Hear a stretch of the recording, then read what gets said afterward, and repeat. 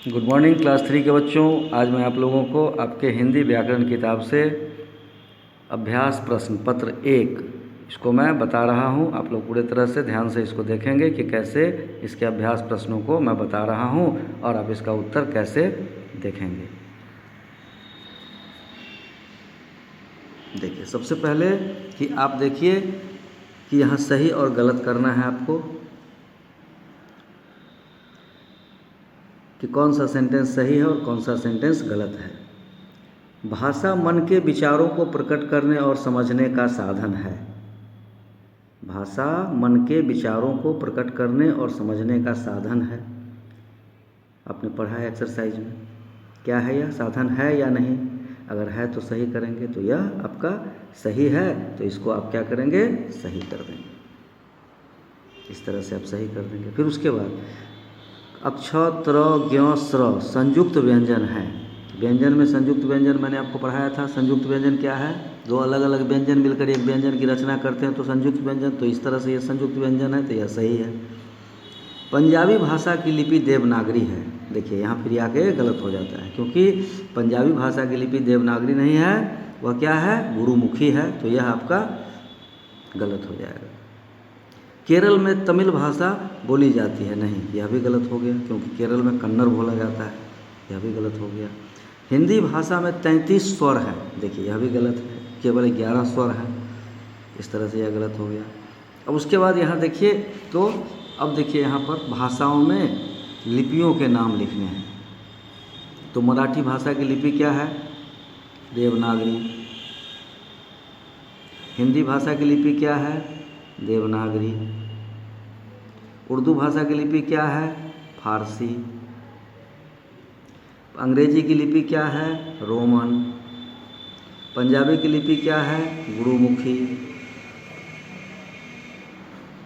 गुजराती की लिपि क्या है, देवनागरी। इस तरह से आप इसको भर लिए। अब यहाँ देखिए, नीचे दिए गए शब्दों में आए वर्णों को अलग अलग कीजिए। वर्ण को अलग अलग करना है, मतलब वर्ण विच्छेद करना है। तो यहाँ देखिए, म में क्या लगा है, हर्षु। उसके बाद स क्या है, तो पूरा है, तो पूरा स है, तो स में हलंत लग जाएगा और इसमें अ यहाँ आ जाएगा। फिर उसी तरह से क में हलंत लग जाएगा और आ जाएगा यहाँ। फिर उसी तरह से न हो जाएगा, हलंत लग जाएगा और अ हो जाएगा। इस तरह से आप इसको बनाएंगे।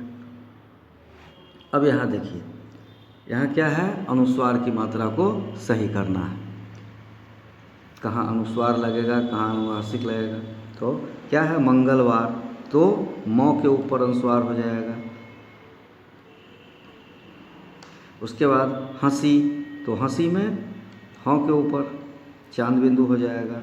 फिर सुगंध है, तो ग के ऊपर अनुस्वार हो जाएगा। आंगन है, तो आ के ऊपर चांद बिंदु हो जाएगा। इस तरह से आपका यह बिंदु हो गया। अब इसके बाद इसी पेज देखिए, दूसरा है, यहाँ सेंटेंस बनाना है। मैं खेल बच्चे रहे, हैं खेल बच्चे रहे। इसको सही क्रम से सजाकर लिखना है ताकि यह सेंटेंस अर्थपूर्ण हो जाए। तो क्या हो जाएगा, बच्चे खेल रहे हैं। उसके बाद रहा है मोर नाच, तो क्या हो जाएगा, मोर नाच रहा है। इसी तरह से आप इसको बनाएंगे। अब यहाँ देखिए, तो ऑब्जेक्टिव प्रश्न है, अनुस्वार या अनुनासिक का प्रयोग किसके साथ होता है, तो केवल व्यंजन के साथ होता है। तो केवल व्यंजन में टिक लगाइएगा।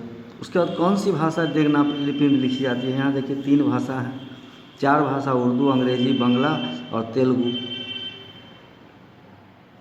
तो देवनागरी लिपि में कौन सी भाषा लिखी जाती है, बांग्ला लिखी जाती है। उसके बाद कौन सी भाषा भारतीय नहीं है, तो भारतीय भाषा कौन सी नहीं है, तो अंग्रेजी या भारतीय भाषा नहीं है। इस तरह से आपका यह आंसर हो जाता है। अब फिर मैं आपको दूसरे दिन बताऊँगा।